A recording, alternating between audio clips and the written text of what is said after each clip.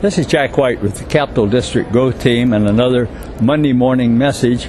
We're recording this in Nashville, as we have some others, at the International Convention of Kiwanis International. And I'm very pleased to have Stan Storey here with me. He's from outside of Jacksonville, Florida. Spent 5 years on the board of the Kiwanis International Foundation, 3 years on the board of Kiwanis International as a trustee. And he was one of the candidates and finalists, in fact, for vice president, which would have moved him into line to be president of the Kiwanis International a couple of years. Stan, you came out number 2 out of 3, though, didn't you? Yes, I did, but that's okay. We've still got plenty to do in Kiwanis, and it's not the end of the world, that's for sure. No, well, you handled yourself beautifully, and I know a lot of friends of mine voted for you. Stan, we're not here to talk about the candidacy, though, but you gave some very, I thought, truthful and inspiring comments in your talks at the arena last night or yesterday when we were voting. And you were talking about individuals making up their minds to do things. Could you expand on that a little bit as regards to our need to grow and get our membership up? Sure. What I had said was that I feel that Kiwanis can grow. It's up to the individual to make that happen, and it's an attitude situation. I said in one of the sessions yesterday that everybody out there in the audience can do almost anything that they really want to do and what they set their minds to do, and that would pertain also to growth. If we want to grow as a club, then we make our minds up and we put our minds to it, then we can certainly do that. It's not necessarily something that comes from Kiwanis International that says, hey, you got to do this or you got to do this, so this is a good way to grow. It's just something that we decide individually as a person, as a member, and as a club. Then we can put our minds to it, we can change our attitude, we can set our attitude to positive, and we can make it happen. You were telling me about a club up in the Dover, Delaware area that has tripled their size in the last 5 years. Well, they're about to. Yeah. About to, and that's just great. I mean, they're not doing anything special. They're just going out and soliciting new members and telling people about what they do in their club. Yeah, the interesting thing about they had no formal growth program and events and things. They just, as you said, collectively made their minds up that that was what they were going to do. And right. Johnny went out and did this, and Gene went out and did that, you know. Yeah. Well, that's the way I personally think that's the way it has to happen. And I also feel that you have to have a reason for your person to join your club. You have to provide them with opportunities for service.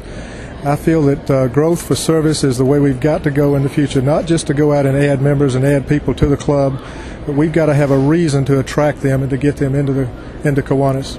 All right. Now, how do you go about advancing that? What kind of program do you have in mind for the people so that when they come in, that they know they're in a service organization, not just a meal organization? Well, it's just a matter of each individual club publicizing what they do. Hopefully, each club is involved in some service projects. So they need to advertise that. They need to let people know within the community. And as Don Kennedy said, we've got a lot of people out there that have a heart for Kiwanis, but they're not Kiwanians. And the people that have a heart for those particular projects that club is involved in, those are the ones that are going to be attracted to your club because they also have a heart for that particular cause. Now, you told me when we were chatting before we started this recording that you're actually a member of 2 clubs in the Jacksonville area, and you got into the second one, I believe, because your wife wanted to join and the schedule on the first one wasn't convenient to her. Is that right? That's correct. She worked, and we lived about 25 miles from where my original club is, and I'm still a member of that club.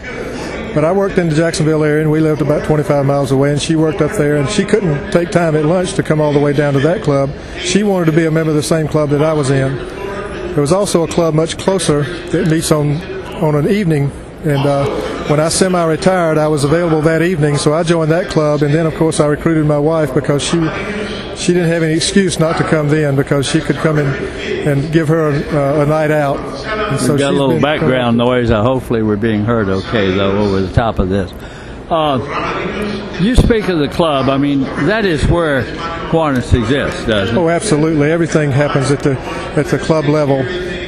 Do you feel, as I do, that all the structure above it, the divisions, districts, and the international, exists for the sole purpose of supporting clubs? Yes, sir. Yes, sir. For resources, Kiwanis International can provide a lot of resources and a lot of printed matter.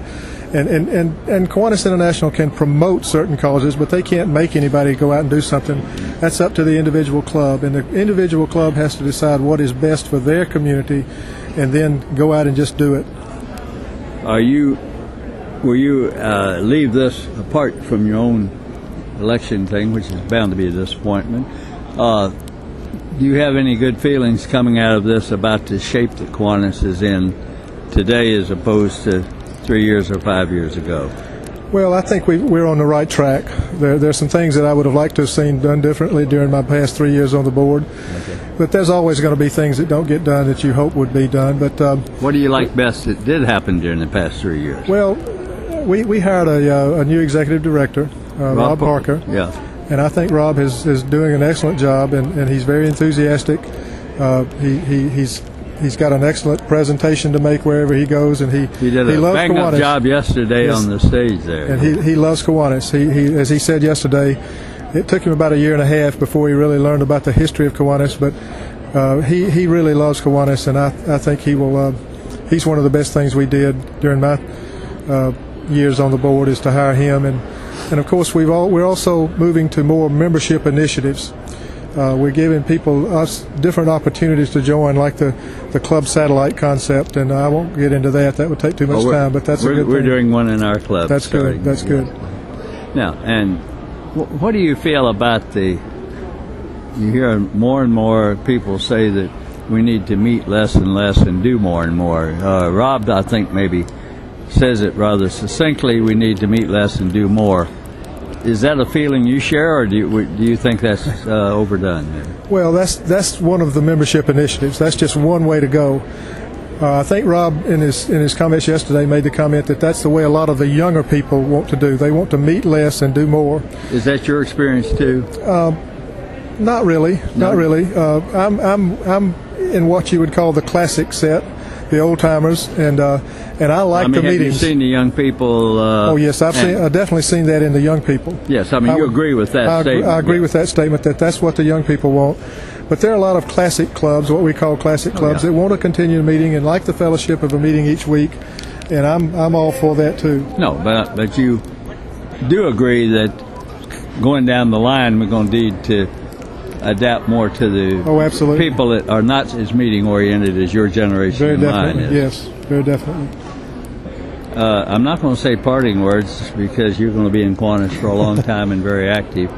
But as far as this little conversation today, do you have any parting words about, and these are going to club officers in the Capital District and beyond, of anything you think they might be thinking about with the new year coming upon them to get their club in shape to grow? Well, I've always felt that communications is the real key, and that's part of what you're doing here is communicating to members throughout Kiwanis. As a leader, as a club leader, as a district leader, as a division lieutenant governor, you have got to communicate with your people, and that's one of the most important things. And don't just communicate electronically. Do some face-to-face communications and talk to people over the telephone.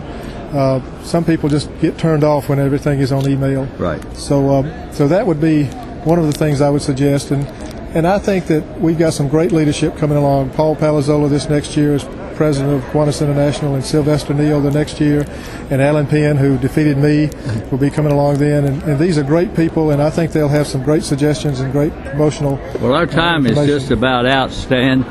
We thank you so much for taking time out from the convention here to share these words, and I know they come from the heart, and I personally tend to agree with about everything you said. For the Capital District Growth Team, this has been another Monday Morning Message with Stan Storey of the Jacksonville, Florida area. Thank you for listening. Thank you, Jack.